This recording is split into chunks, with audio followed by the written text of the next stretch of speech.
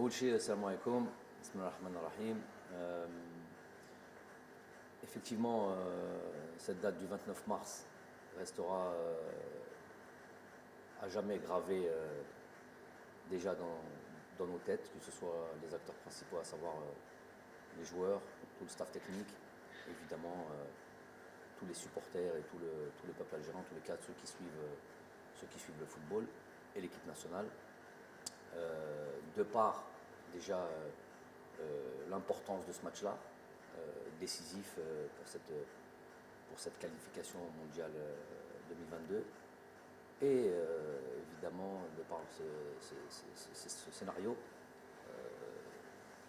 on va dire, n'ayons pas peur des mots, dramatique, où on est passé par tous les sentiments, et puis avec ce résultat final.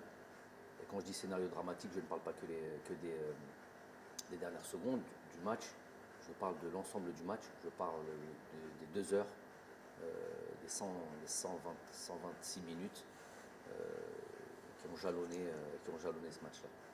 Donc effectivement, c'est pas quelque chose qui chez moi peut disparaître aussi facilement. On avait fondé évidemment beaucoup d'espoir. C'est un projet qui a démarré à ma signature. Il était prévu, on parlait de qualification évidemment et de participation productive et positive aux différentes CAN, et puis cette Coupe du Monde. Donc il n'y avait pas évidemment, comme j'ai pu l'entendre ici et là, de résultats ou des objectifs de résultats dans ce contrat, mais on parlait quand même d'un contrat qui allait porter sur 4 ans et demi, et dans ces 4 ans et demi, il y avait deux compétitions intercontinentales qui étaient deux Coupes d'Afrique, 2019-2021, et cette Coupe du Monde. Donc c'était un objectif pour nous. Évidemment que c'est une grande désillusion, une grande tristesse, et puis d'autres sentiments tels que la colère aussi. Donc on ne peut pas dire que l'on est totalement récupéré de ça et qu'on est déjà passé à autre chose. Ça serait mentir. On est encore dans ce choc-là, dans cette, puis on ressasse ce match-là. Une personne comme moi qui est totalement investie dans mon travail, où je place mon métier quasiment au centre de ma vie, avec bien sûr la famille. C'est évidemment une lourde chose à porter, et qu'il va falloir justement porter pendant un certain temps. L'être humain, l'insan, il est fait d'oubli.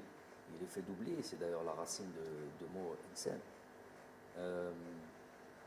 Et c'est sûr qu'avec le temps, les choses entreront dans l'ordre, et s'amenuiseront. Le sentiment de tristesse, le sentiment d'avoir raté quelque chose. Mais ça restera toujours gravé en nous, on le portera tout le temps. Donc ça va un peu mieux, pour répondre plus simplement à la question.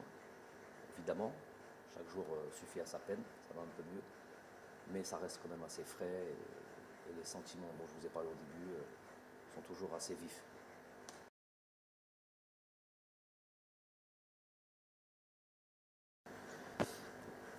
Donc effectivement, sans créer de suspense ou essayer de gagner du temps, pourquoi, pour qui, je ne sais pas, parce que j'ai entendu ici et là, il se doit de répondre. Un investissement avec l'équipe nationale d'Algérie, je suis obligé de répondre un peu plus largement à cette question. J'avais déjà été approché en équipe nationale d'Algérie avant même que je prenne mes fonctions en 2018, et j'ai à chaque fois tempéré et je l'avais expliqué ça aussi, parce que مسؤولية كبيرة et on ne peut pas, si on ne se sent pas prêt, لما تحس باللي راك جاهز على هذيك المسؤولية وتقدرها, s'aventurer sur ça. Je ne suis pas un entraîneur اللي كان يحوس خدمة, parler tout simplement, pas un entraîneur sans emploi ou à la recherche d'un emploi, mais il fallait y aller avec des certitudes, une forme de certitude, même si on n'en a pas tout le temps dans le football. Donc j'ai pris le temps, et le jour où j'estimais que j'étais prêt à mon humble avis, et que l'on a fait appel à moi, j'ai répondu présent. Avec ce qui s'est passé, le minimum de respect que j'ai pour mon équipe nationale, pour mon pays, après un échec avec lequel je viens d'expliquer, ça reste un échec, les conditions sont des conditions, pas de problème là-dessus, mais ça reste un échec. Avec cet échec-là, le minimum que l'on se devait à ce pays, c'est être sûr de savoir, par rapport à la responsabilité qui est la mienne, si on est capable de redémarrer malgré cet échec, avec autant de force, autant d'énergie et autant de passion, autant de et se fixer d'autres objectifs. Donc ça prend un certain temps, parce que ce temps-là, il est à la mesure du drame footballistique, qu'on s'entende bien, on reste dans notre domaine là, et qu'on ne fasse pas de démagogie. Ce drame footballistique qu'on a pu vivre tous ensemble,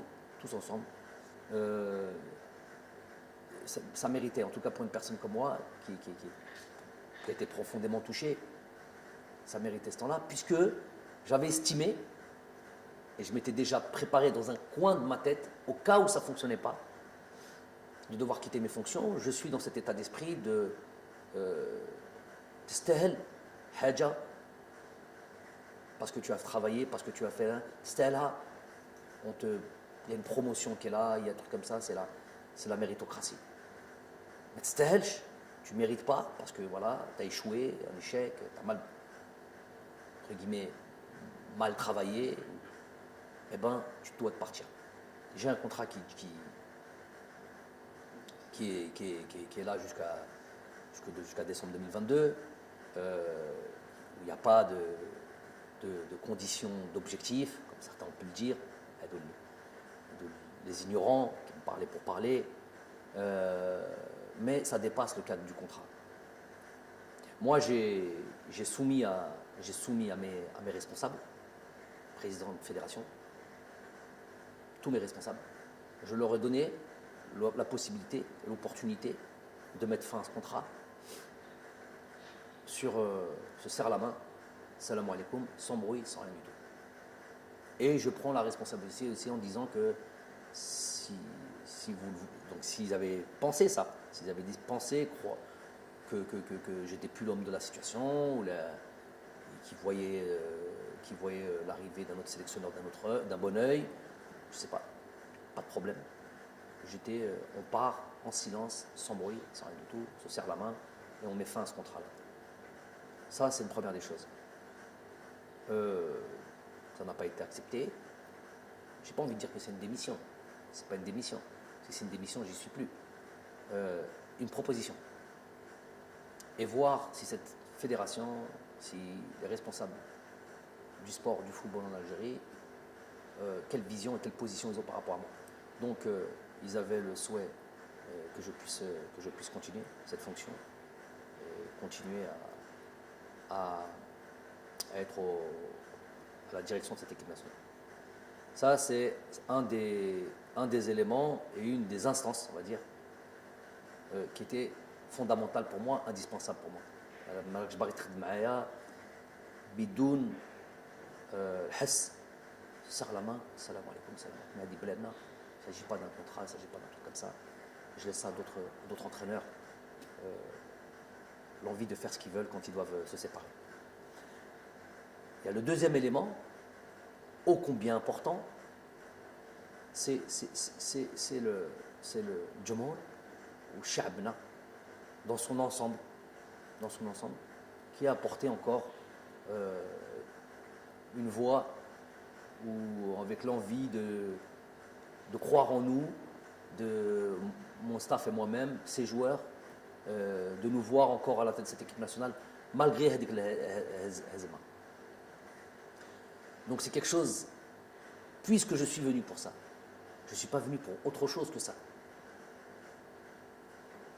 Je suis obligé de le redire, si j'avais choisi la facilité, au sens large du terme, facilité dans tout, facilité dans la vie, la vie de famille, la vie, tout ce qu'on veut, la vie professionnelle. Si j'avais choisi la facilité, je ne serais pas à la tête de l'équipe nationale. La raison pour laquelle je suis en équipe nationale, tout le monde le sait, elle est claire, elle est sans ambiguïté. C'est pour monter le plus haut le drapeau de cette équipe nationale, de ce pays, et faire en sorte qu'elle soit la plus respectée, la plus performante possible. Mais chéri, fait l'Afrique, fait l'Al. Ça, c'est ma mission. On y est arrivé, je pense. On y est arrivé. Pas complètement, puisque sinon on serait déjà en Coupe du Monde et on va se laisser quand même, on en parlera peut-être après, on va se laisser peut-être une lueur d'espoir, mais c'était ça l'objectif. D'une certaine manière, il a été atteint cet objectif. Et ce peuple croit encore en nous, nous croit capables de continuer à leur donner, donner de la joie, faire en sorte de voir cette équipe-là performante, forte, capable de rivaliser avec les grosses nations, capable d'enchaîner des victoires, tout simplement. On est là pour la gagne. Et ça, je ne peux pas tourner le dos à ça, malgré la tristesse, malgré l'accablement, malgré tout. Ça me donne encore plus de force. Plus que ces arbitres, plus que ces conspirateurs, plus de l'intérieur comme de l'extérieur. Plus qu'il y a des Nestal, qui ne sont pas beaucoup à l'intérieur. 6-7 personnes très facilement identifiables. Les khedmo مشوار شخص ماشي مشوار. Des projets qui suivent des projets personnels qui sont là à travers à venir foutre la zizanie, mettre le fauda, avoir des haines personnelles, jamais d'espoir, il n'y a que du mal en eux, il n'y a que du sombre en eux. Quand ça gagne ou nestefrah et que c'est une évidence, ils sont obligés un peu de se ranger tout en diminuant le mérite des joueurs, le mérite de ceux qui travaillent. Quand il y a une petite, quand il y a un échec, et dans le football et dans le sport, il y en a. Quand il y a et ben, ils le grossissent et on devient des incapables et on devient des gens à qui il faudrait faire du tort. Ça, et ils sont finalement très peu, et c'est du misérabilisme. J'appelle ça du misérabilisme. Ils ne veulent même pas l'importance de les citer. Mais pour revenir au plus important, c'est ce que le peuple croit et pense et comment il se sent à travers nous. S'il y avait eu le moindre doute par rapport à nous et j'aurais senti on voudrait voir quelqu'un d'autre, il y a même pas, on reste pas, on serait même pas en train de parler là. On dit salam alaikum, on a fait le maximum. En tous les cas, Rabbi Shahed, chaque jour que l'on a porté et qu'on a été à la tête de cette équipe nationale, on l'a fait chaque jour. On a fait en sorte de mettre ça au centre de nos priorités. Même si on n'est pas là directement, même si on n'est pas en Algérie directement, on contrôle notre championnat, on contrôle nos joueurs algériens partout où ils sont, de là où on est, parce qu'on est investi dans notre mission tous les matins quand on se réveille. Donc, moi, je ne suis pas inattentif à ça. Je suis plus que réceptif à cet engouement, l'envie du peuple de nous voir continuer. Et c'est impossible de leur tourner le dos. Et donc, on se doit de continuer cette mission. On va le faire comme on l'a fait, avec le cœur. On va le faire avec tout notre investissement. On va le faire avec notre envie, notre détermination, notre rage, j'ai envie de dire, parce que هذا الشعب يستاهل هذا الخير وإنشالله que ce soit une bonne décision dans l'intérêt du pays.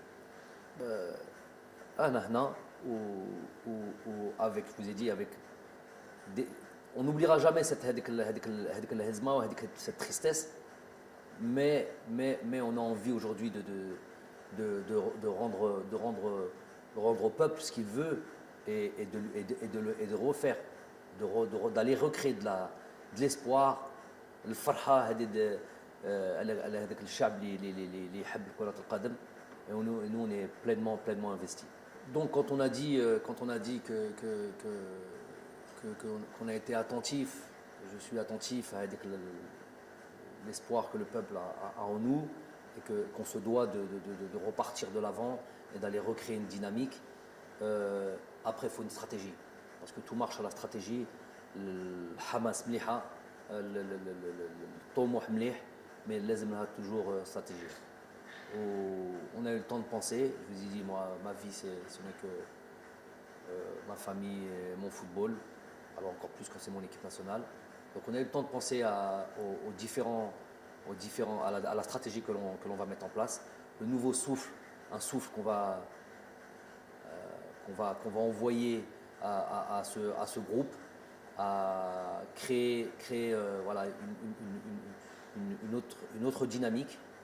Ne pas, je l'ai dit en conférence presse tout de suite après le match, ne pas tout jeter bien sûr à la poubelle, évidemment, ne pas tout remettre en question. On a atteint certaines choses qui étaient, je me rappelle de 2018 quand je suis arrivé et aujourd'hui, on a atteint certaines choses plus qu'intéressantes qui nous a amenés ici. On a tout sauf démérité sur ces deux matchs du Cameroun. Je l'ai dit, c'est pas la meilleure équipe, Beddalil, qui s'est qualifiée à la Coupe du Monde. C'est l'injustice des fois du football, la cruauté du football. Donc ça veut dire que cette équipe-là, ce groupe-là, il a des ressources. Évidemment, de toute manière, avec ou sans qualification, il y a plein de choses qui allaient arriver après ça. On est dans la perpétuelle, nous, réflexion sur comment faire de ce groupe un groupe encore plus performant. Donc, c'est plus là-dessus sur lequel on va se baser. La reconquête de notre niveau, avec les difficultés qui vont arriver et qui vont arriver très vite. Hein. Vous le savez maintenant, on le sait, tout le monde le sait. Il n'y a plus le moindre match facile en Afrique. Ça, c'est très très clair, que tout le monde soit d'accord là-dessus. Donc, recréer une dynamique, renvoyer, voilà, que tout le monde, qu'il y ait une synergie. Et ça par contre,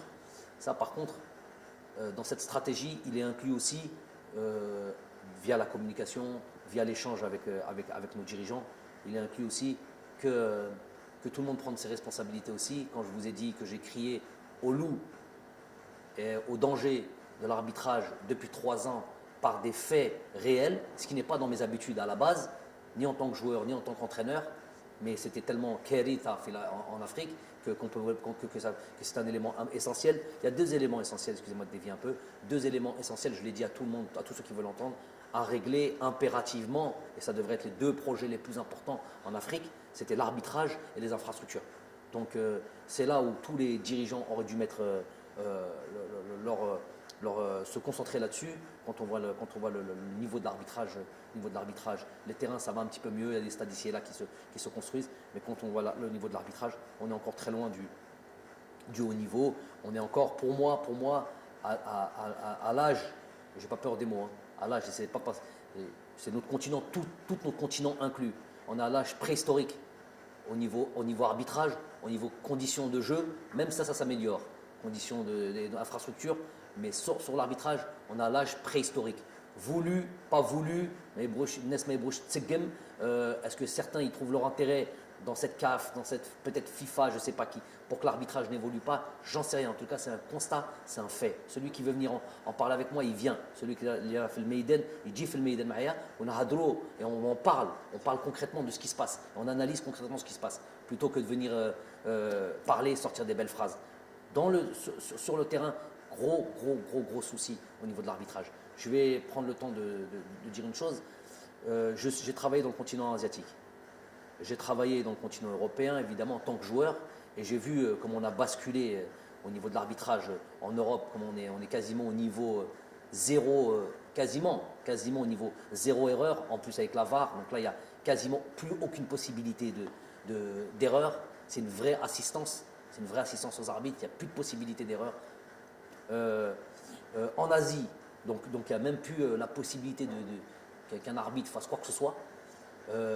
En Asie, j'ai été à la tête j'ai fait les Champions League asiatiques avec mon club. J'ai fait les équipes nationales avec l'équipe nationale du Qatar. Donc j'ai fait les compétitions internationales asiatiques.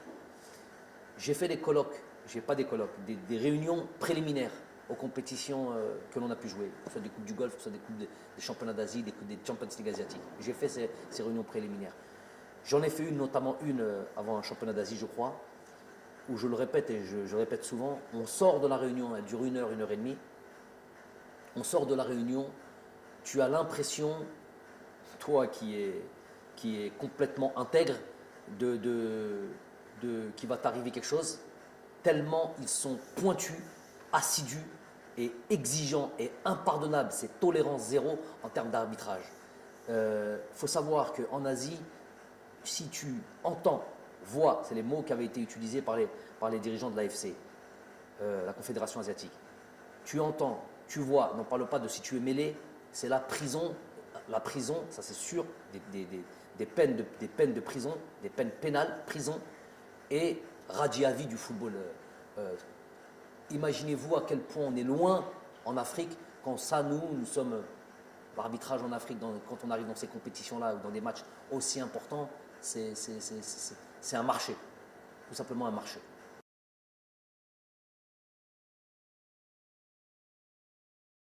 Ok, donc effectivement, on est dans ce groupe avec l'Ouganda, la Tanzanie, le Niger.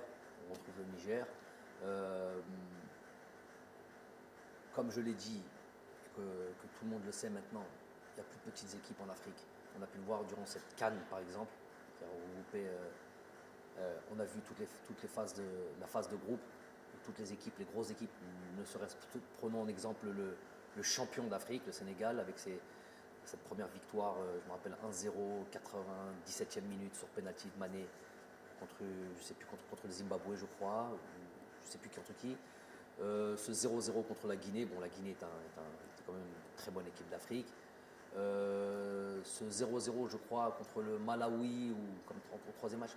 Bref, tout le monde sait la difficulté des matchs africains, le niveau des joueurs africains. Pour le coup, ça c'est quelque chose de positif qui est là. Est-ce que c'est dû à l'exode de ces joueurs-là qui vont jouer dans d'autres continents, notamment le continent européen?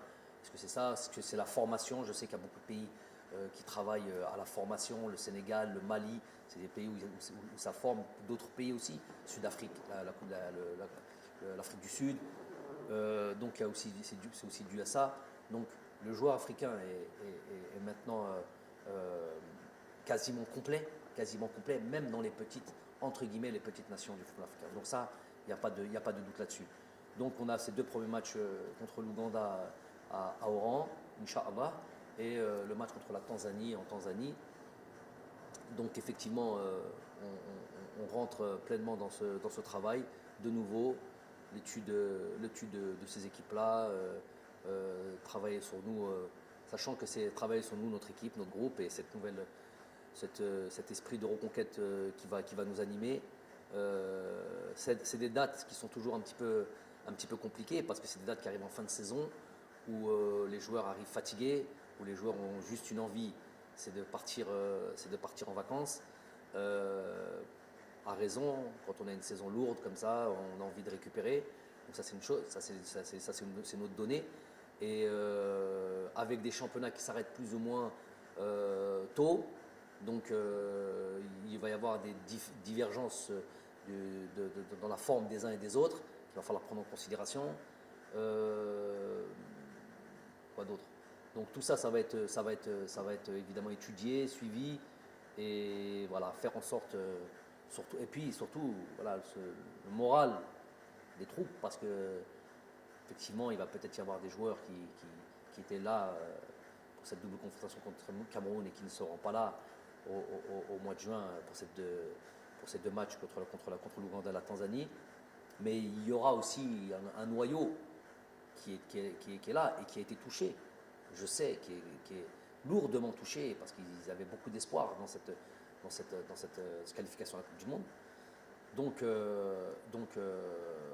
il va falloir aussi remobiliser les troupes, se réinventer, renvoyer de la force au projet que l'on veut mettre en place et que tout le monde adhère à ça. Voilà, que tout le monde adhère à ça. On va s'atteler à ça. Donc là aussi va être la difficulté, en plus de l'adversaire, en plus des deux matchs qu'on va pouvoir jouer dans ce groupe-là, dans ce début de campagne de qualification. Il va y avoir aussi ces éléments à prendre en considération. On va être déjà dessus. Nous, de toute manière, entraîneur que je suis, staff que l'on est, on est dans l'éternelle remise en question. On fait un bilan après chaque stage, après chaque phase finale. On est dans l'échange quasi quotidien. C'est un travail lourd sur lequel on est. Où je vous ai dit, on place notre travail au centre de nos priorités. Donc tout ça là, tout ce que vous venez de citer, évidemment, ça va être mis à l'ordre du jour. Évidemment qu'il va y avoir un effectif qui va évoluer, mais je vous dis, de toute manière, on est dans la perpétuelle idée de comment être plus fort. Donc que ce soit avec un groupe, que ce soit dans les méthodes la méthode de travail, que ce soit dans les idées de jeu, de comment poser. Vous voyez bien sur ces deux derniers matchs, on a été sur un système dans lequel on n'a jamais joué. On a estimé que c'était le meilleur système. Il s'avère qu'on a été gagné à l'extérieur, là où c'est très, très, très difficile d'aller battre le Cameroun, sans concéder la moindre occasion. Si ce n'est le coup franc de Toko Ekambi un petit peu vicieux, sur lequel Raïs était vigilant. Je ne sais pas si on peut considérer ça comme une occasion, mais en tous les cas, sur l'aspect du jeu, on n'a pas concédé d'occasion. Ils ont eu le ballon, parce qu'on a bien voulu ça, une position stérile qui ne nous a pas amené à des vraies occasions de but. Un match retour, on est reparti sur le même système, on peut avoir des systèmes identiques, mais avec une animation différente et avec un état d'esprit différent. On s'est créé pas mal de situations. On a frappé 7-8 fois au but Pour moi, ce match-là, je le résume comme ça aussi. Il y a eu deux hommes du match dans ce match-là. Le premier, c'est Gassama. Le deuxième, c'est Onana, le gardien de but. Combien d'arrêts il a fait? Combien de situations il a eu? Bon, plus ou moins dangereuses. Il y a eu des arrêts un peu plus faciles, toujours avec des frappes cadrées. Mais il y a eu des vraies situations de but. Il y a même eu des buts qui ont été annulés. On s'est retrouvé dans la surface de réparation, donc il y a des pénaltys qui ont été annulés. Tout ça, et pour eux quoi? Une occasion sur le centre avec le double arrêt de Raïs Mbolé. Donc on s'est remis, pour vous dire qu'on se remet en question, même sur des matchs clés, alors qu'on a un système dans lequel on joue plus ou moins deux systèmes sur lesquels on alterne depuis à peu près quasiment 4 ans. On n'a pas hésité à se remettre en question sur un match, alors qu'on peut estimer qu'il peut y avoir un grand risque de changer un système tactique, de passer d'une défense à 4 à une défense à 3. Bref, tout ça, c'était une prise de risque calculée. Donc c'est pour dire à quel point on est dans la réflexion, l'analyse. Il y aura, ça sera perpétuel, ça sera un truc. Il va y avoir l'avènement normalement de joueurs qui vont devoir faire comme l'ont fait à leur temps Youssef Blaili, Baghdad Bounedjah, Djabel Belamri, Youssef Attal, Ismail Benasser. Quand on arrive en sélection, Ismail Benasser, il ne faut jamais l'oublier, n'avait 0 match en équipe nationale. Donc c'est des joueurs qui ont commencé à jouer avec nous et qui ont progressé, qui se sont imposés. J'invite les différents joueurs qui vont nous rejoindre à être dans ce même état d'esprit, à les bousculer, et plus que bousculer, prendre des places s'il le faut dans cette équipe nationale et montrer qu'ils sont au niveau pour aller faire de grandes choses. Les cadeaux, il n'y aura jamais de cadeaux. On me parle par exemple d'un Ahmed Touba qui a fait une très bonne rentrée et que des fois aussi simpliste que ça m'étonne toujours quand c'est des professionnels, soi-disant professionnels qui en parlent. Il aurait dû faire jouer lui, les sélectionneurs de plateau, les entraîneurs de plateau qui n'ont jamais entraîné qui que ce soit, en fait. Hein. Même pas une équipe de U13 ou U15, mais ils ont toujours la science infuse.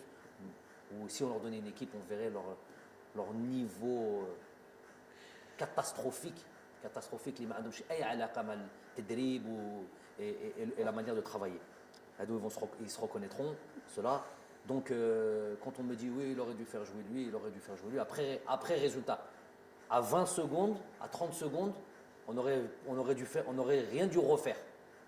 30 secondes a suffi à remettre en cause des joueurs et remettre en cause des systèmes. Mais par exemple, je vais parler de choses intéressantes. Un joueur comme Ahmed Touba, par exemple, Ahmed Touba, il y a un début dans lequel il est arrivé, où on a discuté avant, il y a un long process. On ne va pas tous les jours crier « Non, non, non. Lui, il sait ce qu'on fait. Avant même qu'il arrive, il y avait une discussion à avoir sur son jeu et sur sa manière de jouer. Le Ahmed Touba, qui est venu, qui nous a rejoint il y a 1 an et demi à peu près, ou 1 an comme ça, qui n'a pas trop joué, et le Ahmed Touba d'aujourd'hui, il y a une grosse différence. Déjà, on le voit sur ses matchs qu'il fait avec son club, la progression qu'on lui a demandé sur des situations de jeu, sur la manière de se comporter en tant que défenseur, des choses qu'on a eu des échanges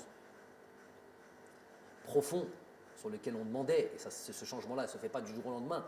Donc, le Ahmed Touba et ce Ahmed Touba d'il y a 1 an et Ahmed Touba 3 jours avant le match ou 2 jours avant le match, une discussion qu'on a pu avoir en fonction de ce que je voyais à l'entraînement et de son évolution, je lui ai dit que ton tour va arriver très tôt. Il en témoignera 48 heures ou 72 heures avant ce deuxième match. Ton tour va arriver. Parce que ce que je vois là, c'est ce qui m'intéresse. Un vrai défenseur, quelqu'un qui n'est pas venu, qui ne vient pas en sélection en admirant peut-être. C'est lui-même qui a dit ça. Une forme de timidité, qui ne lui permettait pas de jouer le jeu que l'on demande. Et lui-même a réalisé ça. Et le Touba qui est venu lors du dernier stage, incisif, vrai défenseur, dans l'âme, qui n'est pas là en tant que spectateur, j'ai vu l'évolution. Je lui ai dit donc, prépare-toi, ton temps viendra, si ce n'est pas ce match-là, tout de suite après le prochain stage, donc au mois de juin, tu seras directement concerné. Donc on a eu cette discussion avec eux. Il s'avère qu'il est rentré, il a fait la rentrée qu'il a fait. Mais peut-être que si Touba on l'avait fait rentrer plus tôt dans d'autres matchs, on aurait crié c'est quoi ce joueur-là, il n'est pas apte à jouer en équipe nationale. Donc les choses elles viennent avec le temps. C'est pas il a joué 20 minutes, il a bien joué, oh il aurait dû jouer les 2 heures auparavant. C'est plus que ça, c'est un calcul et un travail qui est plus élaboré que ça. C'est un exemple, mais il y en a d'autres comme ça.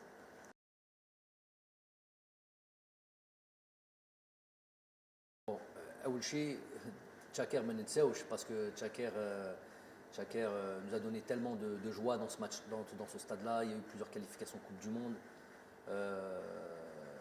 qui ont été réalisées, des matchs historiques. ما ننساوش, ne serait-ce que parce que il porte le nom d'un chouhada, donc Rabbi yarhamou, Rabbi wasa' alayh. Mais c'était prévu avec ou malgré les efforts réalisés, les trucs et tout, ne serait-ce que le fait de devoir jouer ailleurs qu'en Algérie. Moi, mon souhait, ça a toujours été d'aller se produire. Cette équipe nationale, c'est l'équipe nationale de tous les Algériens, se produire partout, que ce soit à l'ouest, à l'est, dans le sud, si on avait l'infrastructure dans le sud pour aller voir nos frères là-bas dans le sud algérien, Béchar, je ne sais pas. Du côté de la Kabylie, il y a le stade de Tizouzou, j'espère qu'il arrivera à achèvement le plus tôt possible. Déjà l'idée c'est ça, d'aller se répandre et d'aller profiter de Jomorna ou Humayoteni profite de nous, d'aller faire des grands matchs de partout en Algérie. Ça c'est l'objectif numéro 1, avec ou sans Tchaker. Ça c'est une chose. Deuxième chose, donc le stade d'Oran et le stade c'est celui-là qui est prêt. Et c'est celui-là parce qu'ils vont accueillir les Jeux méditerranéens. Et évidemment, donc c'est un début. C'était prévu bien avant ce match-là. C'était prévu qu'on aille à Oran parce qu'on savait que c'était le stade qui allait être prêt. Donc on va aller jouer à Oran. On va aller jouer un match, 2 matchs, 3 matchs régulièrement. Le temps que les autres stades soient prêts. J'exclus pas de revenir moi jouer au 5 juillet, d'aller jouer. On m'a dit que Barraki c'est en très bonne avancée que on risque de récupérer ce stade bientôt. Donc Barraki, j'espère que les autres stades, voilà, là où on peut se produire, l'Algérie Kbira, Masha'Allah, et nous, notre objectif, c'est d'aller jouer partout en Algérie.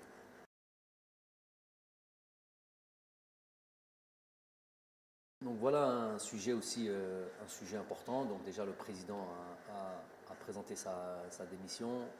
J'ai pas suivi avec assiduité tout ça au départ parce que j'avais besoin de recul, mais j'ai quand même été mis au courant, ne serait-ce que par lui, ne serait-ce que par le président de fédération. Donc à la Koréhal, déjà c'est un président de fédération, malgré les dires et malgré le Hadrat al-Nes, toujours, hein, les rumeurs, nous avons toujours été en relation. Je lui ai toujours montré, évidemment, de par mon éducation et de par mon éthique professionnelle, je lui ai toujours montré le respect d'un entraîneur, un président, d'une personne dans une entreprise, la fédération, admettons que c'est une entreprise à son supérieur hiérarchique. J'ai toujours eu ce respect-là, c'est mon éducation et c'est mon éthique professionnelle.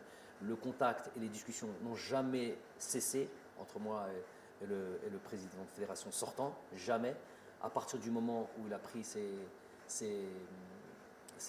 responsabilités ou qu'il a pris sa fonction de président, on a toujours travaillé ensemble, malgré, on va être très clair et très sincère là-dessus, malgré le fait, et il l'admettra lui-même, que d'un point de vue footballistique, et c'est peut-être pas ce qu'on demande en priorité à un président, malgré sur l'aspect footballistique, il y avait évidemment pas une divergence, non, pas une divergence, mais un écart de connaissances, peut-être de compétences sur l'aspect footballistique pur. Et donc peut-être un peu moins d'échanges sur l'aspect footballistique, malgré que j'aime en parler, j'aime m'expliquer ce que je fais. Et il a eu le droit à toutes ces discussions, on a eu le droit à toutes ces discussions où j'expliquais toujours ce que l'on faisait. Mais voilà, en retour, évidemment, si on veut créer, si on veut comparer par exemple au président que j'avais avant, qui était M. Khaddin Zetchi, qui est issu du football, avec tout le monde, on n'a pas besoin de réexpliquer son itinéraire et où on pouvait plus rentrer sur l'aspect football, mais à la limite, c'est pas le problème. Il y a un président qui est démissionnaire. Ce que je lui ai dit quand il m'a annoncé sa démission, c'est qu'il est quelque part, il porte la responsabilité d'un échec collectif dont nous faisons partie, dont moi, coach, je fais partie, et qu'il faut peut-être qu'il y en a un qui paye pour ça, ou peut-être que lui-même, s'il est démissionnaire, c'est que lui-même peut-être estime qu'il ne peut pas mener sa fonction au bout. Je ne sais pas, les raisons lui appartiennent. En tout cas, toujours on respecte les gens, on remercie les gens. C'est une personne sur l'échange humain et très appréciable, vraiment très appréciable. J'ai jamais eu le moindre souci, malgré que sur l'aspect humain, sur l'aspect du travail, évidemment, ça c'est partout, ça existe partout. Il peut y avoir des divergences, on donne chacun son point de vue, mais après, ça ne dépasse pas un certain niveau au niveau du respect. Le respect a toujours été là. J'apprécie l'homme. Il n'y a pas eu l'ombre de souci. J'ai fait ce que j'avais à faire en tant que sélectionneur par rapport à un truc. Tout ce qui a été dit concernant nos relations, comme quoi il n'y avait pas de relation, c'est du mensonge. Ça, lui, il le sait, lui peut en témoigner, les gens qui travaillent avec lui peuvent en témoigner. Du gros mensonge, comme il est répandu beaucoup chez nous, chez les 6-7 dont on parle là, les 6-7, ils se reconnaîtront. Hedou passent leur temps à créer cette nuisance qui fait rien de bien à l'Algérie. Ils apportent absolument rien de bien à l'Algérie. Anti-progression, anti-amélioration, anti-espoir, je les appelle. Donc il y a toujours eu la relation avec le président. Il est sortant. Je n'ai, et ça c'est bien que vous me posez la question, très important que vous mettez les choses au clair, devant vous et devant Shab Kamel et devant tous ceux qui vont décider et devant tous les pouvoirs publics et devant tous ceux qui ont un rapport avec l'élection d'un nouveau président de fédération. J'ai parlé tout à l'heure de Khaddin Zetchi. Ceux qui disent encore, on n'est jamais plus sourd que quand on ne veut pas entendre. Ceux qui disent encore que je n'ai pas obtenu satisfaction sur le fait de garder Zetchi, il aurait fallu encore que je demande quelque chose pour ne pas obtenir satisfaction. J'ai jamais demandé, je l'ai dit devant tout le monde, et je l'ai dit en privé devant celui, c'est pas un secret de polichinelle, devant le président de la République lors de notre entrevue, quand on avait discuté de tout et de rien, et notamment sur l'arrivée, sur le fait que M. Zetchi partait, il n'y a jamais eu la moindre demande. Le meilleur témoin, c'est le président de la République. S'il y en a quelqu'un qui veut se substituer à ce témoin et qui a un dos qui est plus véridique que le président de la République sur cet aspect-là, qu'il se lève et qu'il se montre. Donc déjà sur Zetchi, j'ai jamais rien demandé et je n'ai pas à demander. Je sais où est ma place. Ce qu'on veut me faire porter, Jamel, il est concentré sur son travail. Tu n'interfères pas dans mon domaine, dans mes prérogatives, comme je n'interfère pas dans tes prérogatives. Les fois où j'ai commencé à parler de terrain, parce qu'on prend ça comme exemple, de terrain de foot, oui, le terrain n'est pas bon, le coach, normalement, il ne parle pas de ça. Mais si je ne parle pas du terrain dans lequel je vais devoir exercer ce que je fais au quotidien, à savoir jouer au football, je vais parler quand? Je vais parler où? Si le terrain est mauvais, j'ai dit le terrain est mauvais, mais ce que je mets en place, moi, à l'entraînement, je ne peux pas le mettre en place au jour du terrain. Ça, il ne faut pas l'interpréter comme le gars, il rentre dans toutes les discussions. Je rentre dans rien du tout. Juste dans mon travail. Mon travail, tout le monde le sait, et qu'on ne me donne pas une importance que je n'ai absolument pas. C'est encore du mensonge, c'est encore de la fumée qu'on veut encore, où on veut créer une forme de truc. Moi, les choses, au moins une chose importante et essentielle, et qui règle beaucoup de problèmes, c'est clair ce que je raconte. C'est que c'est clair et c'est direct. On n'aime pas, ça c'est autre chose. Mais ça c'est au moins clair et direct. Tu me poses une question, je te réponds directement, sans mensonge, comme eux ont l'habitude de faire, ont l'habitude de dire. Donc pour revenir au président de la fédération, j'ai jamais intervenu sur M. Zetchi. On n'est jamais plus sourd que quand on ne veut pas entendre. Ça c'est une chose qui est très importante. Hadi Loula. Deuxième chose, sur M. Amara, il parle. Il vient, on lui dit merci, barakallahu fik, que tu n'es pas le seul fautif de ce qui s'est passé. On est tous fautifs là-dessus. Et le prochain qui est à venir, aucune espèce de, comme j'ai fait pour le premier, comme j'ai fait pour le deuxième, ce n'est pas mes prérogatives. Je n'ai pas donné mon avis, dans le sens où déjà c'est pas mon travail, un, et deux, je ne connais pas moi le paysage footballistique des dirigeants en Algérie. Je ne le connais nulle part d'ailleurs. Je ne sais pas quel sélectionneur connaît d'ailleurs ce genre de choses. Donc, il y a des gens, je ne sais pas comment ça se passe, les pouvoirs publics, les élections, les bureaux fédéraux. Ces trois choses-là, dans l'ordre, pas dans l'ordre, je ne sais pas, c'est eux qui sont à même de nommer un président. Ils le nomment. Et pour qu'ils nomment un président, il faut qu'il y ait des gens aussi, c'est ce que j'avais dit lors de la dernière fois, il faut qu'il y ait des gens clairs, qui se présentent clairement et qui viennent présenter leur programme. Moi, j'invite ces gens-là à se montrer clairement, pas à se cacher, pas être derrière les 6-7 qui viennent regarder. Vous verrez dans les bouches, un il est là, 3-4 plateaux, 2-3 youtubeurs, un ou deux Twitter, pas Twitter, et ils disent la même chose. Ils ont un groupe WhatsApp, ils se transmettent. Le fait du jour, c'est ça. Aux gars, de là où ils sont, je ne sais pas comment ils appellent ça, les mouches, moi je ne suis pas des nouvelles technologies, là, les mouches qu'on envoie comme ça sur le net ou je ne sais pas quoi, et ils balancent tous la même chose. Tout ce qui fait du mal au pays. Cela, c'est tout ce qui fait du mal. C'est cela qui amène la noirceur. C'est cela qui amène l'ambiguïté.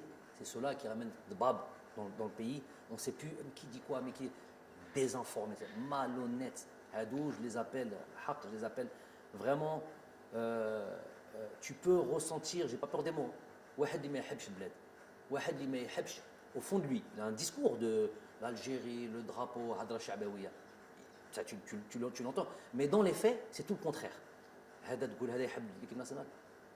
Je vous l'ai dit après la conférence de presse, il y en a, c'était l'Eid avant l'heure. Ils ont festoyé, ils étaient heureux comme pas possible. Wallah, heureux comme pas possible. Leur épouse, ce jour-là, leur demandait n'importe quoi, elle leur donnait. C'était un jour de fête pour eux. C'était là où tout le monde pleurait. Ils se reconnaissent et ils le savent. Au fond d'eux, ils le savent. Par contre, un jour, il y a eu une ambiguïté sur les termes que j'avais employés. Il n'y a plus d'ambiguïté. Hada munafiq 100%. Munafiq li muktuba fil Qur'an. Voilà, lui qui vient, qui présente le drapeau de l'Algérie ou l'arc de l'Algérie, mais il n'y a rien d'algérien en lui. Il veut que truc. Il y a sa poche, ses intérêts, nefsi. Ça, c'est clair et net. Et c'est quoi leur poche? Et alors, je répète pour cette histoire de président, pour que vous sachiez un peu le fonctionnement, c'est important, Hedou, keshfouhum au moins. J'ai rien à perdre là-dessus. Jamel Belmadi, oui, il a un truc sur le. Je suis en train de dire au pouvoir public, aux bureaux fédéraux, à tous ceux qui vont élire. Moi, j'ai rien à voir là-dedans, ne me demandez pas là-dedans. Ramenez le président de fédération que vous voulez. Moi, je ne travaille pas pour un président de fédération, je travaille pour. Ça va être mon supérieur hiérarchique, ça va être avec lequel je vais devoir travailler. Mais moi, je travaille pour l'équipe nationale d'Algérie, je travaille pour mon peuple. Comme le président de fédération va venir travailler pour le peuple. Donc, je n'ai absolument pas à me mêler de tout ça. Qu'ils aillent faire leur truc, peu importe qu'ils amènent. C'est clair, il n'y a plus de trucs. Par contre, Hadou, qui veulent promouvoir quelqu'un, l'email ou ce quelqu'un ne veut pas se mettre en avant par son programme, par un engagement clair. Je veux, moi, me présenter comme président de fédération. Voilà mon programme, voilà pour moi. Élisez-moi. Hada Bala qui veut, je ne sais pas, qui veut que peut-être le président de la République lui dire écoute, tu vas être élu, donc vas-y maintenant tu peux aller te présenter. Morachah, ça Morachah. Moi, هذاك مرشح بين روحك. Arrête d'être derrière tes 6-7 personnages là les Hadra Bark qui veulent rouler le peuple dans la farine. Présente-toi et viens te faire élire avec ton programme et prends tes responsabilités. Et tu n'as pas besoin d'avoir des garanties de qui que ce soit que tu vas. Ce qui va te garantir soit élu, c'est ceux qui vont t'élire, c'est ton bureau fédéral, les gens qui sont censés t'élire, tout simplement. Je ne connais pas trop le fonctionnement, je n'ai pas à le connaître. Et qu'on ne vienne pas mettre ça sur le fait que. Donc, leur incapacité à venir se faire élire, ce serait moi, Jamel, qui mettrait un obstacle.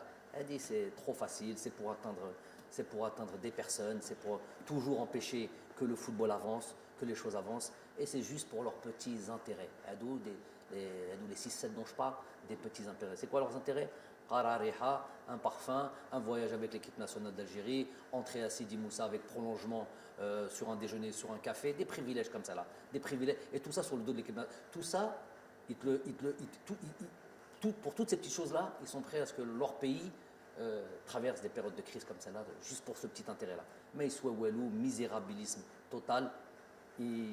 J'en ai parlé, j'espère que j'en reparlerai plus, mais c'est juste pour mettre une clarté dans le paysage du football algérien.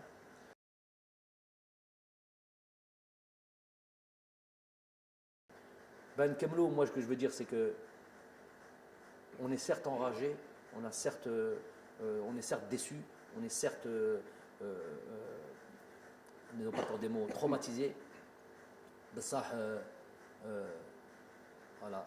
Demain matin, le jour se lèvera et la force des hommes et d'un peuple, c'est aussi de se relever. Donc nous, on va se relever. Plus jamais de la vie, on laissera 2-3 personnes conspirer contre notre pays. On ne laissera plus jamais un arbitre comme ça venir mettre à mal un pays. Je suis obligé de dire que je n'ai pas aimé du tout le lendemain du départ de cet arbitre à l'aéroport d'Alger, le voir confortablement assis dans les salons à boire un café et un millefeuille. Ça, j'ai pas aimé ça. J'ai vidé mon sac chez cet arbitre-là. Je l'ai croisé en Turquie après, j'ai pris le vol. Je lui ai redit la même chose. Je lui ai dit qui il était. Mais ça, j'ai pas aimé que nous puissions accepter ce genre de choses. Nous, quand on va dans ces pays, quand on va en Afrique, souvent, c'est pas ces traitements de faveur que l'on a. Hada, il a enlevé l'espoir de tout un peuple et on le laisse comme ça. Je ne dis pas qu'il faut le tuer, je ne dis pas qu'il faut le truc, mais mettre Hada Haggar, Hada plus que Haggar. Donc ça, j'ai pas apprécié. Il ne faudra plus jamais accepter ce genre de choses. Inch'Allah, هذا الشعب الجزائر إن شاء الله يزيد يفرح ويزيد Inch'Allah qu'on vit encore des moments comme ça de joie, d'allégresse dans le futur. En tous les cas, nous, on va faire le maximum, on va s'atteler à ça, staff technique, joueurs. De toute manière, il va y avoir des joueurs. Bien sûr, il y a des erreurs ici, là, bien sûr, il y a des choses qu'on peut leur reprocher, mais dans l'ensemble, je les félicite, mais on va devoir encore faire plus et ils vont devoir encore démontrer encore plus d'envie pour leur pays dans un esprit de reconquête. Donc voilà ce qui va être dans notre avenir. Et on a fait Laylat al-Qadr sur les derniers jours. Rabbi, Inch'Allah, الصيامنا يقدر دعاء ندعاء ان شاء الله، وان شاء الله نكملوا هذا الصيام بالصحه والهنا، وصحه رمضانكم، صحه عيدكم، on vous dira 100 ans et honneur. Voilà.